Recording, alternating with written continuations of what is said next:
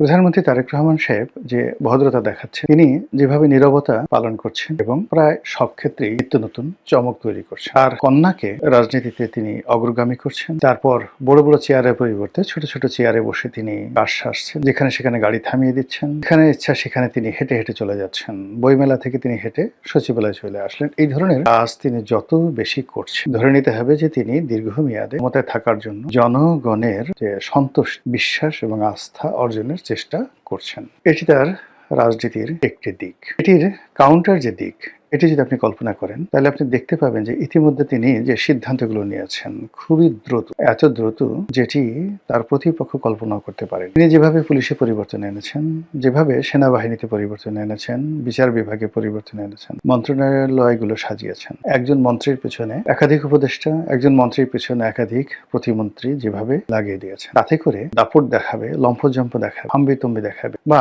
মন্ত্রীরা খুব ক্ষমতাধর হয়ে পড়বে মনে হচ্ছে না। অবস্থা দৃষ্টি মনে হচ্ছে কঠোরতার দিক থেকে তিনি আলাউদ্দিন খিলজির নীতি অনুসরণ করেন। আলাউদ্দিন খিলজি, সম্রাট আলাউদ্দিন খিলজি এবং গিয়াসউদ্দিন বলবনকে বলা হয় ভারতবর্ষের ইতিহাসের সবচেয়ে কঠোর শাসক। তারা তাদের পুরো রাজত্বকে গোয়েন্দা নেটওয়ার্কে আবদ্ধ করে ফেলেছিলেন এবং তাদের মন্ত্রীরা একে অপরের বাসায় দাওয়াত পর্যন্ত খেতে পারতেন। তাদের পারস্পরিক মেলামেশা বন্ধ হচ্ছে, এরকম একটি অবস্থা, এবং তার সুফলও তারা পেয়েছিলেন। আবার অন্যদিকে তিনি যে বিনম্রতা দেখাচ্ছেন, ভদ্রতা দেখাচ্ছেন, এটি দিল্লির শাসক নাসিরউদ্দিন শাহের মতো। আপনারা জানেন গিয়াসউদ্দিন বলবনের মেয়ের জামাই যে দিল্লির সম্রাট নাসিরউদ্দিন শাহ নিজের হাতে রান্না করতে গিয়ে হাত পুড়িয়ে ফেলতেন। তার স্ত্রী একটা দাসী চেয়েছিল, তিনি সেটা দিতে পারেননি, বললেন যে ঠিক আছে, তুমি যেহেতু রান্না করতে পারছো না, আমি রান্না করবো। এরকম নরম প্রকৃতির মানুষ ছিলেন। তো তারেক রহমান সাহেব তার চরিত্রে দিল্লির বাদশাহ নাসিরউদ্দিন আর একই সঙ্গে গিয়াসউদ্দিন বলবন এবং আলাউদ্দিন খিলজির কঠোরতা তিনি অবলম্বন করছেন। তিনি অবস্থা দৃষ্টি মনে হচ্ছে তার অতীতকে ভুলেননি, যার সঙ্গে তার ভালোবাসা ছিল, বিশ্বস্ততা ছিল, এবং এই ভালোবাসাগুলো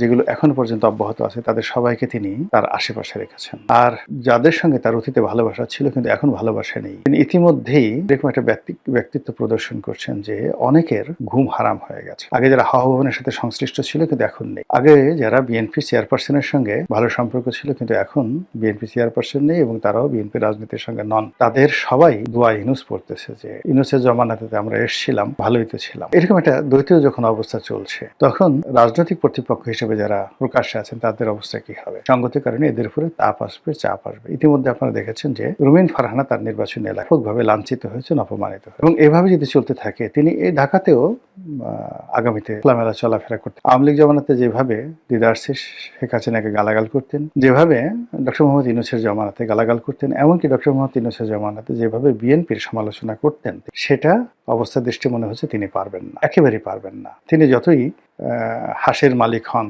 হাঁসকে আদর করেন, যতই তিনি রায়বাগানী হন, রাষ্ট্রশক্তির সঙ্গে আসলে পারা যায়। আর তিনি এমন একটা অবস্থায় পৌঁছে গেছেন, সব কথা, তিনি আমার খুব স্নেহভাজন ছোট বোন, সব কথা বলা যাবে না, তিনি খুব ভালো করে যান। তার ব্যক্তিগত জীবন, তার পারিবারিক জীবন, তার রাজনৈতিক জীবন বিএনপির সাথে এমন জটিলতা তৈরি করেছে, সেই জটিলতার সঙ্গে অনেক কিছু জড়িত, এটি তিনি রাতারাতি সমাধান করতে পারবেন, মরে গেলেও তিনি সমাধান করতে পারবেন। আজ জাহিদকে, ডাক্তার জাহিদ, যে তাকে যে মন্ত্রী পরিষদে নেওয়া হলো, উপদেষ্টা মন্ডলীতে নেওয়া হলো, মূলত রুমিন ফারহানাকে অপমান করার। আপনারা তো সবাই জানেন যে ডাক্তার জাহিদের সাথে রুমিন ফারহানার যে একটা স্ক্যান্ডাল, এটি নিয়ে মানে রুমিন ফারহানা বা জাহিদ কেউ কোনো কথা বলেন, কিন্তু এই স্ক্যান্ডালটা সারা বাংলাদেশে মশহুর হয়ে গেছে। তার প্রেক্ষিতে রুমিন ফারহানা নদীর ওপারে আর অপর পারে জাহিদকে যখনই তুলে ধরা হলো, হিমালয়ের চূড়ায় বসানো হলো, এটা রুমিন ফারহানাকে অপমান করার জন্য।